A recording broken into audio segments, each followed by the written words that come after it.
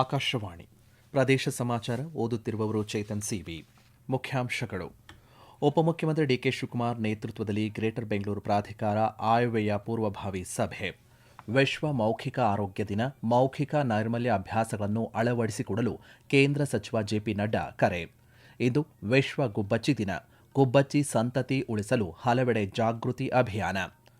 ವನ್ಯಜೀವಿಗೆ ಚಿಕಿತ್ಸೆ ನೀಡಲು ತೆರಳಿದ್ದ ಪಶುವೈದ್ಯೆ ನೀರಾನೆ ದಾಳಿಯಿಂದ ಸಾವು. ಪರಿಸರ ಸಚಿವ ಈಶ್ವರ್ ಖಂಡ್ರೆ ಸಂತಾಪ. ವಾರ್ತೆಗಳ ವಿವರ. ಗ್ರೇಟರ್ ಬೆಂಗಳೂರು ಪ್ರಾಧಿಕಾರದ ವ್ಯಾಪ್ತಿಯ 5 ನಗರ ಪಾಲಿಕೆಗಳ ಪ್ರಸಕ್ತ ಸಾಲಿನ ಆಯವ್ಯಯದ ಪೂರ್ವಭಾವಿ ಸಿದ್ಧತೆ ಕುರಿತು ಬೆಂಗಳೂರಿನ ಶಾಸಕರ ಜೊತೆ ಬೆಂಗಳೂರು ನಗರಾಭಿವೃದ್ಧಿ ಸಚಿವರೂ ಆಗಿರುವಂತಹ ಉಪಮುಖ್ಯಮಂತ್ರಿ ಡಿಕೆ ಶಿವಕುಮಾರ್ ಸಭೆ ನಡೆಸಿದ್ದಾರೆ. ಸಚಿವರಾದ ದಿನೇಶ್ ಗುಂಡೂರಾವ್, ಕೃಷ್ಣ ಬೈರೇಗೌಡ, ಜಮೀರ್ ಅಹಮದ್ ಖಾನ್, ಬೈರತಿ ಸುರೇಶ್, ಸಂಸದರು, ಶಾಸಕರು ಸೇರಿದಂತೆ ಅಪರ ಮುಖ್ಯ ಕಾರ್ಯದರ್ಶಿ ತುಷಾರ್ ಗಿರಿನಾಥ್, ಜಿಬಿಎ ಮುಖ್ಯ ಆಯುಕ್ತರಾದಂಥ ಮಹೇಶ್ವರ ರಾವ್, ವಿಶೇಷ ಆಯುಕ್ತ ಮುನೇಶ್ ಮೌದ್ಗಿಲ್, ಉಪಮುಖ್ಯಮಂತ್ರಿ ಕಾರ್ಯದರ್ಶಿ ರಾಜೇಂದ್ರ ಚೋಳನ್ ಮತ್ತಿತರರು ಈ ಸಭೆಯಲ್ಲಿ ಭಾಗಿಯಾಗಿದ್ದರು. ವಿಶ್ವ ಮೌಖಿಕ ಆರೋಗ್ಯ ದಿನದ ಸಂದರ್ಭದಲ್ಲಿ ಕೇಂದ್ರ ಆರೋಗ್ಯ ಸಚಿವ ಜೆಪಿ ನಡ್ಡಾ ಸಾರ್ವಜನಿಕರು ಉತ್ತಮ ಮೌಖಿಕ ನೈರ್ಮಲ್ಯ ಅಭ್ಯಾಸಗಳನ್ನು ಅಳವಡಿಸಿಕೊಳ್ಳುವಂತೆ ಕರೆ ನೀಡಿದ್ದಾರೆ. ಈ ಕುರಿತು ಸಾಮಾಜಿಕ ಜಾಲತಾಣದಲ್ಲಿ ಸಂದೇಶ ಹಂಚಿಕೊಂಡಿರುವ ಅವರು, ಬಾಯಿಯ ಆರೋಗ್ಯ ಕಾಪಾಡಲು ಸರಿಯಾದ ರೀತಿಯಲ್ಲಿ ಹಲುಜುವುದು, ಸಕ್ಕರೆಯುಕ್ತ ಆಹಾರಗಳ ನಿಯಂತ್ರಣ ಸೇವನೆ, ನಿಯಮಿತ ದಂತ ತಪಾಸಣೆ ಮಾಡಿಸಿಕೊಳ್ಳುವಂತಹ ಸರಳ ಅಭ್ಯಾಸಗಳ ಪ್ರಾಮುಖ್ಯತೆಯನ್ನು ಉಲ್ಲೇಖಿಸಿದ್ದಾರೆ. ಗುಬ್ಬಚ್ಚಿಗಳ ಸಂಖ್ಯೆಯಲ್ಲಿನ ತ್ವರಿತ ಕುಸಿತದ ಬಗ್ಗೆ ಜಾಗೃತಿ ಮೂಡಿಸುವ ವಾರ್ಷಿಕ ಪ್ರಯತ್ನವನ್ನು ಗುರುತಿಸಿ ಇಂದು ವಿಶ್ವ ಗುಬ್ಬಚ್ಚಿ ದಿನವನ್ನು ವಿಶ್ವದಾದ್ಯಂತ ಆಚರಣೆ ಮಾಡಲಾಗುತ್ತಿದೆ. ಇಕೋಸಿಸ್ ಆಕ್ಷನ್ ಫೌಂಡೇಶನ್ನ ಸಹಯೋಗದೊಂದಿಗೆ 2010ರಲ್ಲಿ Nature Forever Society of India ಪ್ರಾರಂಭಿಸಿದ ಈ ದಿನವು ಈ ಸಣ್ಣ ಆದರೆ ಮಹತ್ವದ ಪಕ್ಷಿಗಳು ಎದುರಿಸುತ್ತಿರುವಂತಹ ಹೆಚ್ಚುತ್ತಿರುವಂತಹ ಬೆದರಿಕೆಗಳನ್ನು ಪ್ರತಿಬಿಂಬಿಸುತ್ತದೆ. ಮೈಸೂರಿನಲ್ಲಿ ಇಂದು ವಿಶ್ವ ಗುಬ್ಬಚ್ಚಿ ದಿನಾಚರಣೆಯ ಹಿನ್ನೆಲೆಯಲ್ಲಿ ಸಾಂಸ್ಕೃತಿಕ ಗುಬ್ಬಚ್ಚಿ ಸಂತತಿಯನ್ನು ಉಳಿಸಿ ಮುಂದಿನ ಪೀಳಿಗೆಗೆ ಹಸ್ತಾಂತರಿಸುವ ಕುರಿತು ಜಾಗೃತಿ ಅಭಿಯಾನವನ್ನು ಹಮ್ಮಿಕೊಳ್ಳಲಾಗಿತ್ತು. ಮೈಸೂರಿನ ಕೆಎಂಪಿಕೆ ಟ್ರಸ್ಟ್ನ ವತಿಯಿಂದ ಇಂದು ಮಹಾರಾಜ ಕಾಲೇಜು ಮೈದಾನದ ಮುಂಭಾಗದ ರಸ್ತೆಯಲ್ಲಿ ಗುಬ್ಬಚ್ಚಿ ಹಬ್ಬವನ್ನು ಅರ್ಥಪೂರ್ಣವಾಗಿ ಆಚರಣೆ ಮಾಡಲಾಯಿತು. ಪಕ್ಷಿಗಳಿಗೆ ನೀರಿನ ಬೌಲ್ಗಳನ್ನು ಅಳವಡಿಸಿ ಆಹಾರ ನೀಡುವ ಮೂಲಕ ಕಾರ್ಯಕ್ರಮಕ್ಕೆ ಮೃಗಾಲಯದ ಮಾಜಿ ಅಧ್ಯಕ್ಷರಾದಂಥ ಎಲ್ಆರ್ ಮಹದೇವಸ್ವಾಮಿ ಅವರು ಚಾಲನೆ ನೀಡಿದರು. ನಂತರ ಮಾತನಾಡಿದ ಅವರು, ಅಳಿವಿನ ಅಂಚಿನಲ್ಲಿರುವಂತಹ ಗುಬ್ಬಚ್ಚಿ ಸಂತತಿಯನ್ನು ರಕ್ಷಿಸುವುದು ಪ್ರತಿಯೊಬ್ಬ ನಾಗರಿಕನ ಆದ್ಯ ಕರ್ತವ್ಯ ಎಂದು ಕರೆ ನೀಡಿದ್ದಾರೆ. ಶಿವಮೊಗ್ಗದ ತಾವರೆಕೊಪ್ಪ ಮೃಗಾಲಯದಲ್ಲಿ ವನ್ಯಜೀವಿಗೆ ಚಿಕಿತ್ಸೆ ನೀಡಲು ತೆರಳಿದ್ದಂತಹ ಪಶುವೈದ್ಯೆ ಡಾಕ್ಟರ್ ಸಮೀಕ್ಷಾ ರೆಡ್ಡಿ ನೀರಾನೆ ದಾಳಿಯಿಂದ ಮೃತಪಟ್ಟಿದ್ದು, ಅರಣ್ಯ ಜೀವಿಶಾಸ್ತ್ರ ಮತ್ತು ಪರಿಸರ ಸಚಿವ ಈಶ್ವರ್ ಬಿ ಖಂಡ್ರೆ ಈ ಘಟನೆಗೆ ಸಂತಾಪ ಸೂಚಿಸಿದ್ದಾರೆ. ಇದೊಂದು ದುರದೃಷ್ಟಕರ ಘಟನೆ ಎಂದು ಶೋಕ ವ್ಯಕ್ತಪಡಿಸಿರುವ ಅವರು, ಈ ದುಃಖದ ಸಂದರ್ಭದಲ್ಲಿ ಮೃತ ವೈದ್ಯರ ಕುಟುಂಬದೊಂದಿಗೆ ಸರ್ಕಾರ ನಿಲ್ಲುತ್ತದೆ. ಪ್ರತಿಯೊಂದು ಜೀವವೂ ಅಮೂಲ್ಯ. ಅಗಲಿಕೆಯ ನೋವನ್ನು ಸಹಿಸುವ ಶಕ್ತಿಯನ್ನು ಅವರ ಕುಟುಂಬಕ್ಕೆ ದೇವರು ನೀಡಲಿ ಎಂದು ಪ್ರಾರ್ಥಿಸಿದ್ದಾರೆ. ಮೃತ ಯುವ ವೈದ್ಯೆಯ ಕುಟುಂಬದವರಿಗೆ ನಿಯಮದಾನುಸಾರ ಕೂಡಲೇ ಪರಿಹಾರ ನೀಡುವಂತೆ ಸೂಚಿಸಿರುವ ಅವರು, ರಾಜ್ಯದ ಎಲ್ಲ ಮೃಗಾಲಯಗಳಲ್ಲಿರುವಂತಹ ಪಶುವೈದ್ಯರು ಯಾವುದೇ ವನ್ಯಜೀವಿಗೆ ಚಿಕಿತ್ಸೆ ನೀಡುವಾಗ ಪ್ರಮಾಣಿತ ಮಾನದಂಡ ಪಾಲಿಸಬೇಕು ಎಂದು ಸ್ಪಷ್ಟಪಡಿಸಿದ್ದಾರೆ.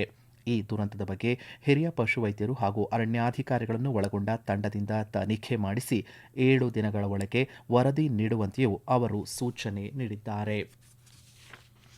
ದಾವಣಗೆರೆ ದಕ್ಷಿಣ ವಿಧಾನಸಭಾ ಕ್ಷೇತ್ರದ ಉಪಚುನಾವಣೆಯಲ್ಲಿ ಮತದಾನದ ಪ್ರಮಾಣವನ್ನು ಗಣನೀಯವಾಗಿ ಹೆಚ್ಚಿಸಲು ಜಿಲ್ಲಾ ಪಂಚಾಯತ್ ವತಿಯಿಂದ ವ್ಯಾಪಕ ಜಾಗೃತಿ ಕಾರ್ಯಕ್ರಮಗಳನ್ನು ಕೈಗೊಳ್ಳಲಾಗಿದೆ ಎಂದು ಜಿಲ್ಲಾ ಪಂಚಾಯತ್ ಮುಖ್ಯ ಕಾರ್ಯನಿರ್ವಾಹಕ ಅಧಿಕಾರಿ ಮಾಧವ ವಿಠಲರಾವ್ ತಿಳಿಸಿದ್ದಾರೆ. ಈ ಕುರಿತು ಆಕಾಶವಾಣಿಗೆ ಮಾಹಿತಿ ನೀಡಿದ ಅವರು, 2023ರ ಚುನಾವಣೆಯಲ್ಲಿ ಕ್ಷೇತ್ರದಲ್ಲಿ 70.41% ಮತದಾನವಾಗಿತ್ತು. ಈ ಪ್ರಮಾಣವನ್ನು ಪ್ರಸಕ್ತ ಉಪಚುನಾವಣೆಯಲ್ಲಿ ಕನಿಷ್ಠ 90ರಿಂದ 95ಕ್ಕೆ ಏರಿಸುವ ಗುರಿಯನ್ನು ಜಿಲ್ಲಾ ಸ್ವೀಪ್ ಸಮಿತಿ ಹೊಂದಿದೆ ಎಂದು ವಿವರಿಸಿದ್ದಾರೆ. ಜಿಲ್ಲೆಯ ಮತದಾನದ ಮಾದರಿಯನ್ನು ವಿಶ್ಲೇಷಿಸಿದಾಗ ಗ್ರಾಮೀಣ ಭಾಗದಲ್ಲಿ 80ಕ್ಕಿಂತ ಹೆಚ್ಚು ಮತದಾನವಾಗುತ್ತಿದ್ದರೆ, ನಗರ ಪ್ರದೇಶಗಳಲ್ಲಿ 49ರಿಂದ 52ರ ಆಸುಪಾಸಿನಲ್ಲಿದೆ. ಸುಶಿಕ್ಷಿತ ನಾಗರಿಕರು ಮತದಾನ ಪ್ರಕ್ರಿಯೆಯಿಂದ ದೂರ ಉಳಿಯುವ ನಗರ ಪ್ರದೇಶದ ನಿರಾಸಕ್ತಿ, ಹರ್ಬಲ್ ಅಪತಿ ಕಲ್ಪನೆ ಹೋಗಲಾಡಿಸುವುದು ನಮ್ಮ ಮುಂದಿರುವ ಪ್ರಮುಖ ಸವಾಲಾಗಿದೆ ಎಂದು ಅವರು ಅಭಿಪ್ರಾಯಪಟ್ಟಿದ್ದಾರೆ. ಭೂತಾರಾಧನೆಯ ಮೇಲೆ ಆಗಿರುವಷ್ಟು ಉತ್ತಮ ಅಧ್ಯಯನ ಮತ್ತು ಪ್ರಸಕ್ತ ಪ್ರಕಟಣೆ ಭಾರತ ಅಥವಾ ದಕ್ಷಿಣ ಏಷ್ಯಾದ ಬೇರೆ ಯಾವ ಜನಪದ ಪ್ರಕಾರದಲ್ಲೂ ನಡೆದಿಲ್ಲ ಎಂದು ಕನ್ನಡ ಅಭಿವೃದ್ಧಿ ಪ್ರಾಧಿಕಾರದ ಅಧ್ಯಕ್ಷರಾದಂಥ ಡಾಕ್ಟರ್ ಪುರುಷೋತ್ತಮ ಬಿಳಿಮಲೆ ಅಭಿಪ್ರಾಯಪಟ್ಟಿದ್ದಾರೆ. ಮಂಗಳೂರಿನಲ್ಲಿಂದು ನಡೆದ ಕಾರ್ಯಕ್ರಮದಲ್ಲಿ ಉಲ್ಲಾಕುಲು ಆರಾಧನೆ ಅನನ್ಯತೆ ಸಂಶೋಧನಾ ಗ್ರಂಥವನ್ನು ಅನಾವರಣಗೊಳಿಸಿ ಮಾತನಾಡಿದ ಅವರು, ಡಾಕ್ಟರ್ ಪೂವಪ್ಪ ಕಣಿಯೂರು ಉಲ್ಲಾಕುಲು ಎಂಬ ಒಂದು ಭೂತದ ಮೇಲೆ ಸೂಕ್ಷ್ಮ, ಪರಿಪೂರ್ಣ ಮತ್ತು ಪ್ರೌಢವಾದ ಅಧ್ಯಯನ ನಡೆಸಿದ್ದಾರೆ. ಇದು ಬರೀ ಭೂತಾರಾಧನೆಯ ಅಧ್ಯಯನ ಮಾತ್ರವಲ್ಲ, ಪ್ರಾದೇಶಿಕ ಅಧ್ಯಯನವೂ ಆಗಿದೆ. ಆದ್ದರಿಂದ ಈವರೆಗೆ ಬಂದ ಭೂತಾರಾಧನೆಯ ಕೃತಿಗಳಿಗಿಂತ ಭಿನ್ನವಾಗಿ ನಿಲ್ಲುತ್ತದೆ ಎಂದು ಹೇಳಿದ್ದಾರೆ. ಸಂಶೋಧನಾ ಗ್ರಂಥ ಬರೆದು ಮುಗಿದ ತಕ್ಷಣ ಪುಸ್ತಕವಾಗಿ ಪ್ರಕಟಿಸುವುದು ಅಪಾಯಕಾರಿ. ಅದನ್ನು ತಿದ್ದಿ ತೀಡಿ ಕಾಲದ ಸುದೀರ್ಘ ಓಟದಲ್ಲಿ ಪಕ್ವಗೊಂಡ ಬಳಿಕ ಪರಿಷ್ಕರಿಸುವುದು ಸರಿಯಾದ ಕೆಲಸ.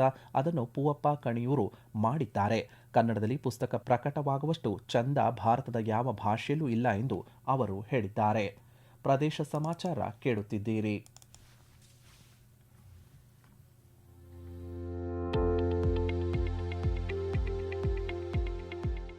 ನಮ್ಮ ಎಲ್ಲ ರಾಷ್ಟ್ರೀಯ ವಾರ್ತೆಗಳು ಹಾಗೂ ಪ್ರದೇಶ ಸಮಾಚಾರ ಈಗ ಆಕಾಶವಾಣಿ ನ್ಯೂಸ್ ಕನ್ನಡ ಯೂಟ್ಯೂಬ್ ಚಾನೆಲ್ನಲ್ಲಿ ಲಭ್ಯ. ನಮ್ಮ ಎಕ್ಸ್ ಖಾತೆ ಮತ್ತು ಇನ್ಸ್ಟಾಗ್ರಾಂ ಖಾತೆ ಆಕಾಶವಾಣಿ ನ್ಯೂಸ್ ಕನ್ನಡ. ಹೆಚ್ಚಿನ ಮಾಹಿತಿಗಾಗಿ ನಮ್ಮ ಫೇಸ್ಬುಕ್ ಖಾತೆ ಆಕಾಶವಾಣಿ ವಾರ್ತೆ ಕನ್ನಡವನ್ನು ಅನುಸರಿಸಿ. ಮಾಹಿತಿಗಳ ಹೂರಣ, ವಾರದ ಕಾರ್ಯಕ್ರಮ, ಪ್ರಚಲಿತ ವಿದ್ಯಮಾನ ಪ್ರತಿ ಬುಧವಾರ ರಾತ್ರಿ 9:15 ಇದೇ 23ರಿಂದ ಮಂಡ್ಯ ಜಿಲ್ಲೆಯ ಮೇಲುಕೋಟೆಯಲ್ಲಿ ನಡೆಯಲಿರುವ ವಿಶ್ವವಿಖ್ಯಾತ ವೈರಮುಡಿ ಬ್ರಹ್ಮೋತ್ಸವದಲ್ಲಿ ಯಾವುದೇ ಲೋಪದೋಷಗಳು ಆಗದಂತೆ ಭಕ್ತರಿಗೆ ಅಗತ್ಯ ಮೂಲ ಸೌಕರ್ಯಗಳನ್ನು ಕಲ್ಪಿಸಲು ಸೂಕ್ತ ಕ್ರಮ ವಹಿಸಬೇಕೆಂದು ಮೇಲುಕೋಟೆ ಶಾಸಕ ದರ್ಶನ್ ಪುಟ್ಟಣ್ಣಯ್ಯ ತಿಳಿಸಿದ್ದಾರೆ. ಮೇಲುಕೋಟೆ ಪ್ರವಾಸಿ ಮಂದಿರದಲ್ಲಿ ನಡೆದಂತಹ ಮೇಲುಕೋಟೆಯ ಐತಿಹಾಸಿಕ ವೈರಮುಡಿ ಬ್ರಹ್ಮೋತ್ಸವದ ಪೂರ್ವಭಾವಿ ಸಿದ್ಧತೆಗಳ ಕುರಿತು ಮಾತನಾಡಿದ ಅವರು, ಲಕ್ಷಾಂತರ ಭಕ್ತರು ಆಗಮಿಸುವ ನಿರೀಕ್ಷೆ ಇರುವುದರಿಂದ ಕಟ್ಟುನಿಟ್ಟಿನ ಭದ್ರತೆ, ಸುಗಮ ಜನಸಂದಣಿ ನಿರ್ವಹಣೆ ಮತ್ತು ಕುಡಿಯುವ ನೀರಿನ ವ್ಯವಸ್ಥೆಗೆ ಆದ್ಯತೆ ನೀಡಲು ಸೂಚನೆ ನೀಡಲಾಗಿದೆ ಎಂದು ತಿಳಿಸಿದ್ದಾರೆ. ಈ ಸಂದರ್ಭದಲ್ಲಿ ಮಾತನಾಡಿದ ಜಿಲ್ಲಾಧಿಕಾರಿ ಡಾ ಕುಮಾರ್, ಮಂಡ್ಯ ಜಿಲ್ಲೆಯ ಮೇಲುಕೋಟೆಯಲ್ಲಿ ಮಾರ್ಚ್ 28ರಂದು ನಡೆಯುವ ವಿಶ್ವವಿಖ್ಯಾತ ವೈರಮುಡಿ ಬ್ರಹ್ಮೋತ್ಸವದ ಅದ್ದೂರಿ ಉತ್ಸವದಲ್ಲಿ ಭಕ್ತಾದಿಗಳಿಗೆ ದರ್ಶನಕ್ಕೆ ತೊಂದರೆಯಾಗದಂತೆ ನೋಡಿಕೊಳ್ಳುವಂತೆ ಬ್ಯಾರಿಕೇಡ್ ವ್ಯವಸ್ಥೆ ಅಳವಡಿಸಬೇಕು ಎಂದು ಹೇಳಿದ್ದಾರೆ. ಏಪ್ರಿಲ್ 1ರಂದು ಮೇಲುಕೋಟೆಯ ಪುರಾಣ ಪ್ರಸಿದ್ಧ ಪಂಚಕಲ್ಯಾಣಿಯಲ್ಲಿ ತೆಪ್ಪೋತ್ಸವ ನಡೆಯುವುದರಿಂದ ಕಲ್ಯಾಣಿಯನ್ನು ವೀಕ್ಷಣೆ ಮಾಡಿ ಭಕ್ತಾದಿಗಳಿಗೆ ತೊಂದರೆಯಾಗದಂತೆ ಸೂಕ್ತ ಕ್ರಮ ವಹಿಸುವಂತೆ ಅವರು ಸೂಚನೆ ನೀಡಿದ್ದಾರೆ. ಉತ್ತರ ಕನ್ನಡ ಜಿಲ್ಲೆಯ ಅಡಿಕೆ ಮತ್ತು ಕಾಳುಮೆಣಸು ಬೆಳೆಗಾರರು ಬಹುದಿನಗಳಿಂದ ನಿರೀಕ್ಷಿಸುತ್ತಿದ್ದಂತಹ ಹವಾಮಾನ ಆಧಾರಿತ ಬೆಳೆ ವಿಮೆಯ 2ನೇ ಕಂತಿನ ಮೊತ್ತವು ಇಂದಿನಿಂದ ನೇರವಾಗಿ ರೈತರ ಬ್ಯಾಂಕ್ ಖಾತೆಗಳಿಗೆ ಜಮೆಯಾಗಲು ಪ್ರಾರಂಭವಾಗಿದೆ ಎಂದು ಸಂಸದ ವಿಶ್ವೇಶ್ವರ ಹೆಗಡೆ ಕಾಗೇರಿ ತಿಳಿಸಿದ್ದಾರೆ. ತಾಂತ್ರಿಕ ಕಾರಣಗಳಿಂದ ವಿಳಂಬವಾಗಿದ್ದ ಬಾಕಿ ವಿಮಾ ಮೊತ್ತವು ಈಗ ಅರ್ಹ ಫಲಾನುಭವಿ ರೈತರಿಗೆ ಹಂತ ಹಂತವಾಗಿ ಬಿಡುಗಡೆಯಾಗುತ್ತಿದೆ. ಈ ಪ್ರಕ್ರಿಯೆಯು ಇಂದಿನಿಂದ ಸತತವಾಗಿ ಮುಂದುವರಿಯಲಿದ್ದು ನೇರ ನಗದು ವರ್ಗಾವಣೆ ಮೂಲಕ ರೈತರ ಖಾತೆಗಳನ್ನು ತಲುಪಲಿದೆ. ಇದು ಜಿಲ್ಲೆಯ ಕೃಷಿಕ ಕುಟುಂಬಗಳಲ್ಲಿ ಯುಗಾದಿ ಹಬ್ಬದ ಸಂಭ್ರಮವನ್ನು ಇಮ್ಮಡಿಗೊಳಿಸಲಿದೆ. ಜಿಲ್ಲೆಯ ಅಡಿಕೆ ಬೆಳೆಗಾರರು ಈಗಾಗಲೇ ಎಲೆ ಚುಕ್ಕಿ ರೋಗದ ಬಾಧೆ ಮತ್ತು ಇಳುವರಿ ಕುಂಠಿತದಿಂದಾಗಿ ತೀವ್ರ ಆರ್ಥಿಕ ಸಂಕಷ್ಟ ಎದುರಿಸುತ್ತಿದ್ದರು. ಜಿಲ್ಲೆಯ ಪ್ರತಿಯೊಬ್ಬ ಅರ್ಹ ರೈತರಿಗೂ ಈ ವಿಮೆಯ ಸೌಲಭ್ಯ ಹಂತ ಹಂತವಾಗಿ ತಲುಪಲಿದ್ದು ಸಂಕಷ್ಟದ ಸಮಯದಲ್ಲಿ ಇದು ರೈತರಿಗೆ ದೊಡ್ಡ ಆಸರೆಯಾಗಲಿದೆ ಎಂದು ಸಂಸದ ಕಾಗೇರಿ ತಿಳಿಸಿದ್ದಾರೆ. ಉದ್ಯೋಗಿಗಳ ಕಲ್ಯಾಣ ಮತ್ತು ಸಮಾವೇಶಾತ್ಮಕ ಕೆಲಸದ ವಾತಾವರಣ ನಿರ್ಮಿಸುವ ಬದ್ಧತೆಯ ಭಾಗವಾಗಿ ನೈಋತ್ಯ ರೈಲ್ವೆಯು ಮೈಸೂರು ವಿಭಾಗವು ಮೈಸೂರು ವಿಭಾಗೀಯ ಕಚೇರಿಯ ಆವರಣದಲ್ಲಿ ರೈಲ್ವೆ ಉದ್ಯೋಗಿಗಳ ಮಕ್ಕಳಿಗಾಗಿ ಹಗಲು ಆರೈಕೆ ಕೇಂದ್ರವನ್ನು ಆರಂಭಿಸಿದೆ. ಈ ಸೌಲಭ್ಯವು ಮುಖ್ಯವಾಗಿ ಮೈಸೂರು ಮುಖ್ಯಾಲಯ ಪ್ರದೇಶದಲ್ಲಿ ಕಾರ್ಯನಿರ್ವಹಿಸುವಂತಹ ರೈಲ್ವೆ ಉದ್ಯೋಗಿಗಳ ಮಕ್ಕಳಿಗೆ ಸುರಕ್ಷಿತ, ಭದ್ರ ಹಾಗೂ ಬೆಂಬಲಕಾರಿ ವಾತಾವರಣವನ್ನು ಒದಗಿಸುವಂತಹ ಉದ್ದೇಶವನ್ನು ಹೊಂದಿದೆ. ಈ ಕೇಂದ್ರವನ್ನು ಗುಂಟೂರು ವಿಭಾಗದ ಡಿಆರ್ಎಂ ಹಾಗೂ ನೈಋತ್ಯ ರೈಲ್ವೆ ಮಹಿಳಾ ಕಲ್ಯಾಣ ಸಂಘದ ಅಧ್ಯಕ್ಷರಾದಂಥ ಸುದೇಶ್ನಾ ಸೇನ್ ಅವರು ಆನ್ಲೈನ್ ಮೂಲಕ ಉದ್ಘಾಟಿಸಿದರು.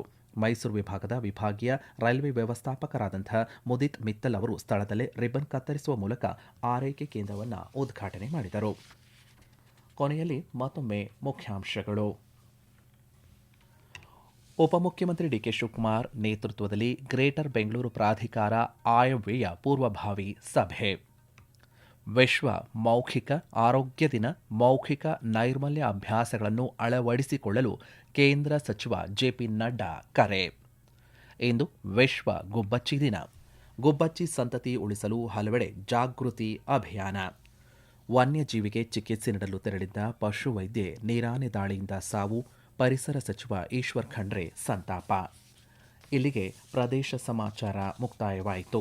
ನಮ್ಮ ಮುಂದಿನ ವಾರ್ತಾ ಪ್ರಸಾರ ಸಂಜೆ 6:40